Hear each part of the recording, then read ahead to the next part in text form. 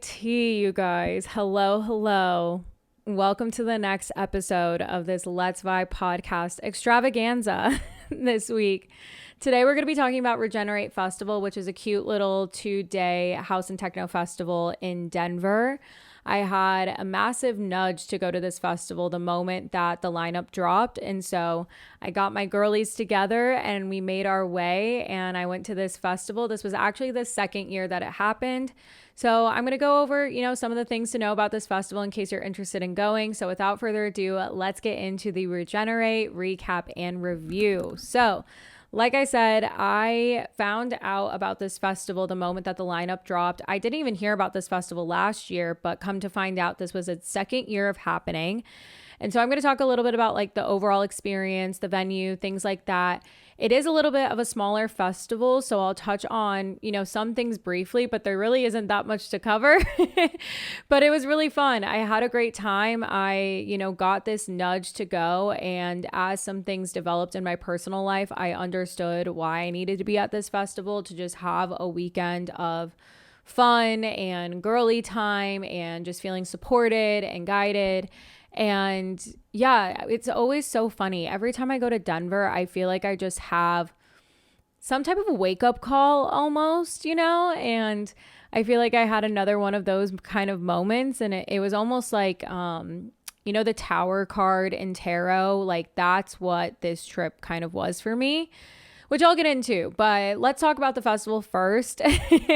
And so, like I said, this was a 2-day event. This was at the beginning of June. It was a Friday and a Saturday. The hours were interesting because this was at the Civic Center Park. So it's within the city of Denver, and, it has a beautiful landscape backdrop of the Capitol. They use this Greek theater as one of the stages as well. And you're really just in this beautiful kind of like landscape. There's a lot of greenery and grass and whatever, and like lots to explore for sure. And so I really liked how they utilized this space. But because it was within the city, Friday was from 5 to 10 p.m.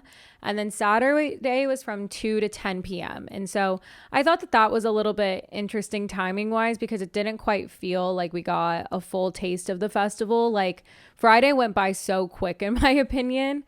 And we did get GA tickets. I did not get VIP for this event just because I didn't think the price was really worth it. And I didn't really know what to expect with this festival. So I did get a 2-day pass, which totaled out to be like $200 after like fees and all of that too.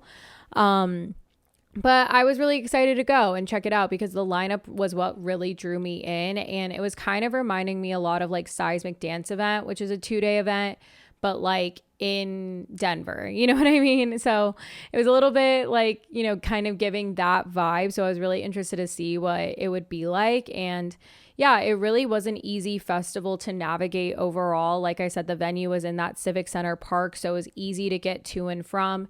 We would walk a little bit of a distance just to order an Uber home and stuff like that. But it really wasn't too hard to like get in and out of, and getting into the festival security was a breeze. I never once felt packed crowd wise, but I also didn't go to like those sets that might have been super packed.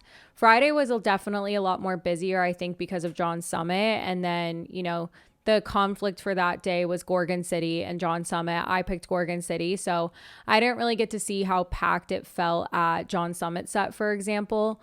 But other than that, like it was really easy to navigate, easy to find the bathrooms. There were plenty of bathrooms in GA, tons of food options. And then they even had like a little rejuvenation station next to the Secret Garden stage. So there was just those 3 stages. They had the city stage, the Greek theater stage, and then the Secret Garden stage. And then outside of that, there's bars, there's food. There was this rejuvenation station. There was like some vendors you could shop at, but ideally you're really there for the music essentially. And so like I said, yeah, security was easy, scanning tickets, all of that was super easy. And then you were in the festival. And like I said, Friday went by super quick because it was just those 5 hours. So we immediately started going to sets and things like that. And I practically lived at the Greek theater stage. I'm not going to lie, you guys. I saw the beginning of the day, right? Like I saw Leighton Giordani on Friday at the city stage. And then the rest of my day was at the Greek theater stage. Same thing on day 2, I started out seeing Mian and Abo at the city stage, and then the rest of my day was at the Greek theater stage. Like, I couldn't help it just because those artists were so iconic there, and some of my favorites, as well as some artists that I hadn't seen yet. So that's kind of, to each their own. Maybe I didn't get to experience the full festival, but I wish I would have seen the city stage at nighttime just to see what it looked like at night, because the production was really well done. The sound was great, the production was well done at both of those stages. So I would have liked to have seen the city stage at nighttime and see that production there, and they did fireworks for some of the sets and things like that. But all in all, like, it was just a really easy festival to navigate. And so I think this is also a great festival, especially if you're newer to house and techno too, but also if you're newer to raves and festivals. I know Denver's kind of been quoted as like the bass capital, right, of the country. And I do think if you are someone that's wanting to branch out into house and techno, like, a lot of these artists are really great kind of like entry points into it. Not saying that they're like basic or anything, but like a lot of them are really solid artists to get into, whether you are more into like more of that melodic type house or like a groovier type of house, or you're getting more into techno. Like, I feel like a lot of these artists were really great to kind of like help you branch out into that. And then also because it's such an easy festival to navigate, I think it's a really good festival for, newbie ravers and things like that. That's how I felt about Project Glow. Like, Project Glow in DC, also a very easygoing festival that if you were new to the scene, it would be very easy and not overwhelming for you to attend, essentially, is like what I'm getting at. And so some other things to think about: there isn't really anything else aside from the music. There were vendors to shop at. There was that rejuvenation station, which I didn't really get to check out. And I didn't get to check out the Secret Garden, unfortunately, because I was just locked in and buried at that Greek theater stage. And there also was a VIP experience. But like I said, I just got the GA ticket. I go back and forth on, was the experience worth it for that GA price? Just because that Friday only being, basically half of a festival day was kind of a little bit of a bummer, and it goes by so quick. But I do know that they're like within city limits. There's like obviously caveats to all these things. So I know that there's a reason for all of it. And also with the pricing of those tickets comes with that lineup, right? Like, it's such a solid lineup. And it also comes with like the fees of whoever is like the ticketing partner, which I believe is AXS. And I just always find that AXS tends to price up their fees and things like that. So I kind of get it that it probably was like, there's a lot of things out of their control when it comes to pricing out the festival. But I was a little bit bummed about Friday just going so quick, like, I'm so used to longer festival days and really being able to like enjoy the experience. And it felt like on Friday we just blinked and it was done. And they did have after parties and stuff like that. And you're also in Denver. There was so many other shows. There was like Zingara that weekend, Kyle Walker that weekend. We didn't do an after party on the first night. And then my friends Alex and Kylie did do an after party on the second night, but I was like tapped out. I was just exhausted, like, emotionally from some of the things that I found out at the festival during the festival weekend, that I just was like, you know what, I'm gonna just chill out. I flew in Thursday night and then I left Sunday night, so I got to enjoy Sunday in Denver as well and get to see some friends that I have that live there that don't go to raves and festivals, so that was really nice. So yeah, they did after parties, but I decided not to. But otherwise, like, Regenerate is purely like for the music type festival. Like, you're gonna go there for the music and enjoy the music, you know what I mean? There was tons of food options. I was really impressed by how many food options there were. I thought that was great.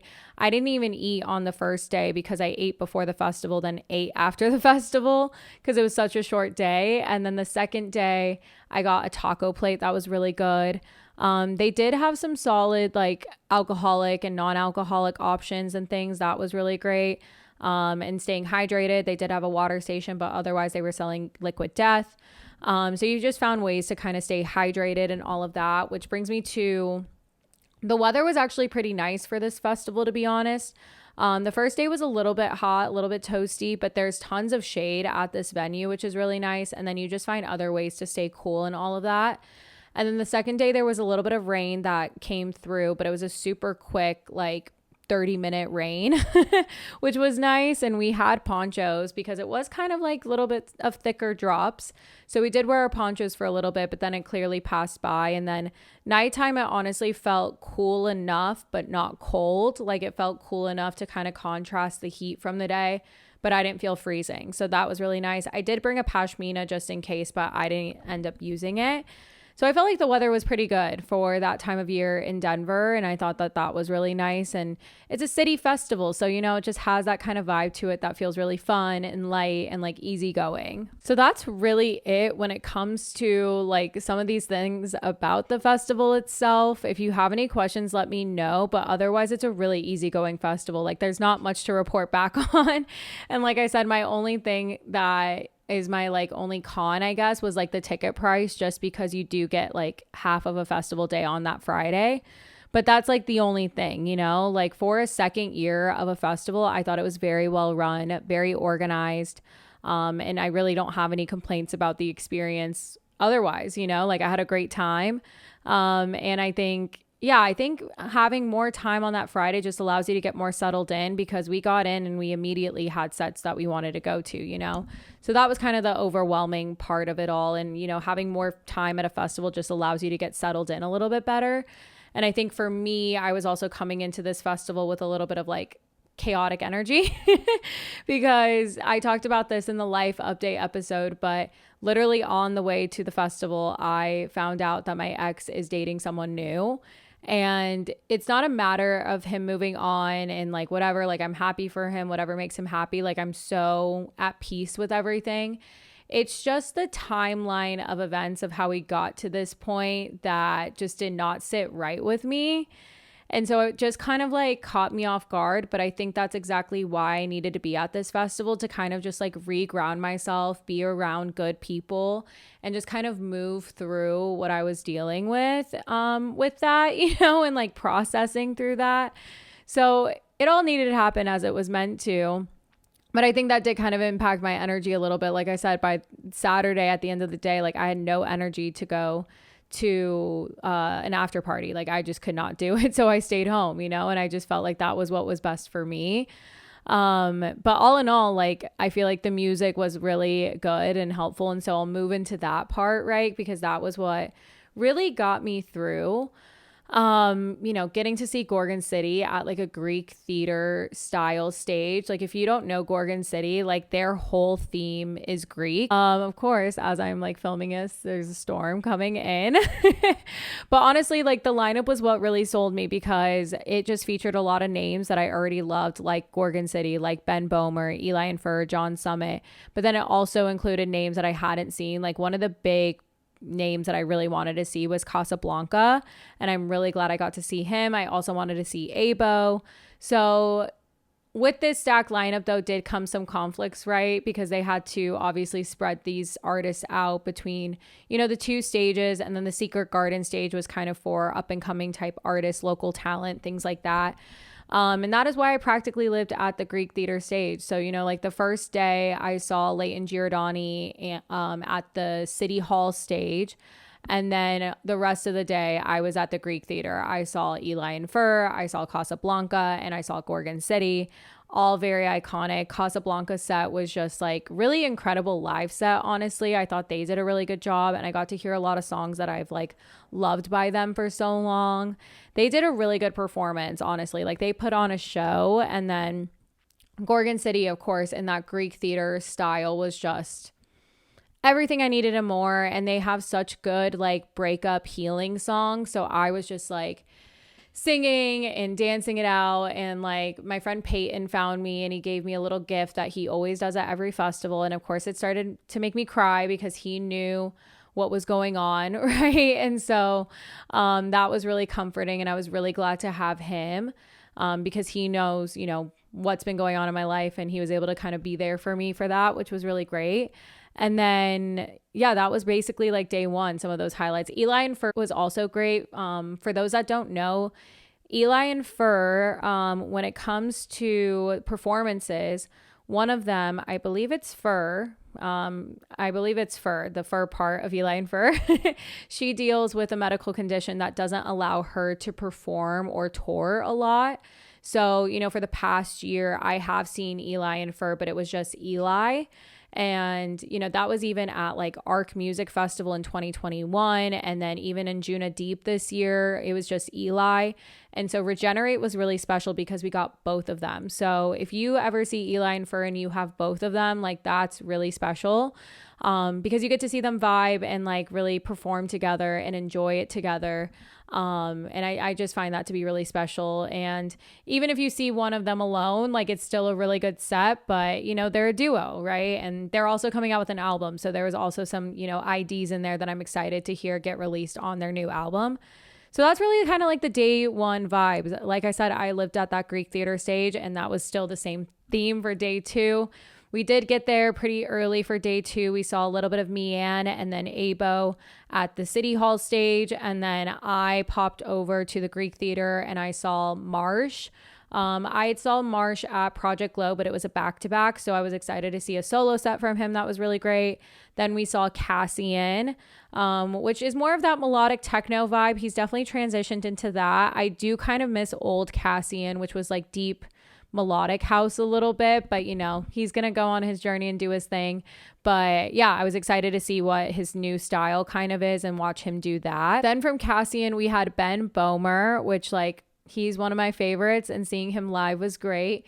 We also had another like healing moment there when he played Father Ocean. I immediately burst into tears because that song has a lot of meaning to me, and yeah, that was just like a healing kind of moment and a cry that probably needed to be felt. And my friend Peyton, of course, the moment we locked eyes, I just started crying even more and he just gave me a big hug.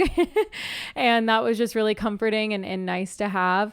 And I love Ben Bomer anytime I get to see him. And that was also sunset vibes. So like the sunset was starting to set, and then that went into Eric Prydz. And that was by far one of my favorite Eric Prydz sets because it was so intimate. Like I've seen Eric Prydz on EDC circuit grounds, which is such a big scale type thing. And he usually plays like his main well-known songs, whereas this set was just vibey. Like it was like dark and progressive and like techno, and like he just really went there and I really enjoyed it. And I just was telling, my two friends, Alex and Kylie, they're more so bass heads, but they're so open to house and techno. Like I dragged them to this festival, so they're very open to it.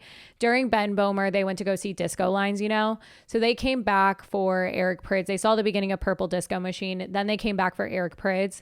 And they were having a blast. They were enjoying all of Eric Prydz and they were like, okay, we get it. And I love that moment when it happens, when someone's like, okay, I get it now, And so that happened with them, which was just really great. And yeah, I just really enjoyed that Eric Prydz set, and the production was on point. All of it was on point. And it was just a really great moment. And, I also have a friend that he is starting to do like his little digital nomad, like moving away from Denver. So like he was also with all of his friends. This was kind of like his last hurrah in Denver. So we also got to like celebrate him and kind of have that moment, which was really nice. And so yeah, it was just really cool set. And I don't think I'll ever get to see Eric Prydz in such an intimate way like that, because typically you see him, like I said, at a main stage of a festival, I think the next kind of way I'm going to be able to do that is Seismic Dance Event. Eric Prydz is playing at, which is a small and intimate thing. So I think that's the best way to see an artist like Prydz at. So I'm excited for that. He's also going to be at Groove Cruise. So that will also be small and intimate. So I guess I have my next up and coming Eric Prydz intimate sets to look forward to. I unfortunately was not able to go to the Secret Garden stage. I just could not leave those other sets. Unfortunately, I did have some friends playing at the same time as Eric Prydz, and I just could not get pulled away. So that is a regret of mine in checking out, but bringing it to the vibes of this festival, it is a house and techno crowd, and I love house and techno crowds. I got so many trinkets at this festival. I need to do like a little trinket video for like TikTok or something, because I got a lot of trinkets at this festival, which I was really surprised by. But everyone was super nice. I got to see a lot of my festival friends. I got to see Groove Cruise fam. And then I also got to meet some of you guys, which is always so lovely. And yeah, I always just love being in Denver too. So it was kind of a combination of like the Denver crowd with the house and techno crowd, just made for a really solid weekend. In terms of what to wear, I kind of went more of like the ravey city streetwear kind of vibe. So I wore like, comfortable shorts both days, and then a really cute kind of like fun top that's like more ravey. And then I definitely wore comfortable shoes. Like my Naked Wolf shoes are always so comfortable. And you definitely want to do that because, like I said, I was planted at the Greek stage, which was all pavement and concrete, which definitely did a number on my legs. The City Hall stage was grass, which is really nice. But like I said, I was at the other stage the whole time. So you definitely want comfortable shoes just to be prepared for that. Because if you're like bouncing around from stage to stage, it can be a lot of walking. Or if you're just planting yourself at one stage like myself, that could also make your feet very sore and uncomfortable. So definitely wear those comfortable shoes. And yeah, all in all, like I don't really have tips for next time. Like I said, this was a really easygoing festival for me. Flights from Austin to Denver are also relatively cheap. So like I spent like about $400 on this trip, with the ticket, the flight, food and drink at the festival, and then I did like maybe spend a little bit of money on that Sunday. So like maybe let's round it out to like 500, right? For the whole weekend. Like that's really not that bad for a little Denver trip where you get a little bit of music and then you get to spend time with friends in Denver, explore Denver, things like that. And like I said, I just always love coming back to Denver because I always just get some incredible insights. And like just to share, the last time that I was in Denver was last August. And this was around the time that my ex was trying to reconnect with me and he wanted to get back together. He was literally begging to get back together with me. And I told him, I was like, let me just go to Denver. Let me clear my head. And like, I came back from Denver being like, I need to be alone. Like, I don't need to get back into this relationship. And that was a clarity that came through. And I wish I would have stuck to that because I then ended up caving into the begging and decided to work on getting back together with my ex. And then that was like the turning point that then unfolded all of those steps that have now brought us to here. And I still believe everything happened as it needed to. I do think we needed to give it a try because now I know it's not going to work and there's no what ifs, right? So leaving Denver, it just felt like this time around leaving Denver, it felt like this full circle moment of clarity of like, you know what? I know that this relationship didn't serve me. I know that I need to keep choosing myself and doing what's best for me. And, when I found out the news about my ex, we had been trying to be friends. And as I keep mentioning, Ariana Grande was right. We can't be friends as exes, at least we're not right now. We can be cool, we can be cordial, but we don't need to be in contact and we don't need to be friends. And so it was as I was leaving Denver, I sent him the text just wishing him well. And I gave him 24 hours to respond. He didn't respond. And so I blocked him on everything. And I put in that text to just respect my wishes for no contact because that's just what I need. Like, I just need to keep moving on and doing what's best for me. And, like I said, I'm happy for him and his journey and what he needs to go on. And if this relationship is making him happy, then so be it, And, that was a really big step for me to do because there's that inner lover girl that loved this person so much at one point and wanted to see the best in him and wanted to give him the benefit of the doubt. But like I said, there's been a timeline of things and disrespectful things that I've just hit my capacity and I can no longer give out my kindness and have that be taken advantage of or betrayed. And, there's no bad blood or beef and I wish him well and his new relationship well. I just know that I can't tolerate that in my life anymore, and I just have to keep moving on and doing what's best for me. And that's all I can really do. And so I really do feel like this trip was super needed for me and super healing for me. And it was just kind of funny. Like, it's always like the synchronicities and cycles of things of like, wow, the last time I was leaving Denver, I was really like going to try to put myself first. And then as I was leaving Denver this time, I really did put myself first by choosing to wish him the best and go no contact again and have it be that, So I go on that long tangent just because I think it's important to kind of share these reflections that even as we go to these festivals, there's real things going on in our lives, that we have to deal with. And I think I was meant to go to Regenerate for a reason. And I just kind of like laugh at God and the universe because I know that they just have this plan and I'm kind of seeing it play out of like, oh, that's why this is happening. Like I had another moment like this. Like I went to Concourse on Friday, just 2 days ago, as I'm recording this. And, my ex was at that show with his new girlfriend. And I was like, all right, universe, I see you. You know, I wasn't planning on going to the show, and then I just had free tickets, and I think I needed to see them and rip that Band-Aid off, and, you know, kept my distance. We were cool, cordial from afar, very unbothered. And it was also nice to see them and realize like, wow, I don't feel any type of way. And that was really nice to know, like, yeah, wishing them well. They're going to go on their experience, have fun, whatever. And like, I'm in my own energy. I was with my friends. I had a great time. And like, I think that just served the purpose that it needed to. And so it was just funny because we're on a full moon weekend, you guys. So Friday, when I found out he was going to be there, I was like, of course he is, you know? And I felt like it was that final little test and push in my healing and all of that. So I just went on this big tangent basically to say that like, whatever you believe in, God, universe, whatever, like there is a plan, and it is really supporting you and guiding you. And if you are at all on any type of like resistance or something, it might be time for you to really accept the fate or reality of it all, and in order for you to keep moving forward, or to reevaluate where you're at and see what shifts need to happen.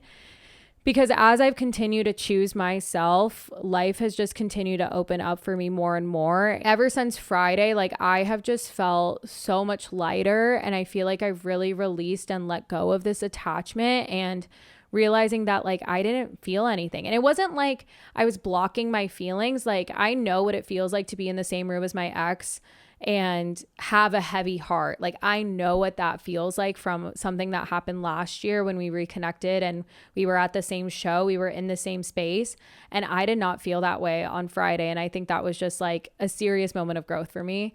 So I'm celebrating that, you know, and I've just felt lighter ever since. And if you're listening to this and you're kind of going through that same thing with like breakups and getting back with an ex and then breaking up again and like whatever, like I so see you and I'm here for you. And that's why I'm sharing these things, so you know that you're not alone. And, you know, my DMs, my emails, whatever are always open.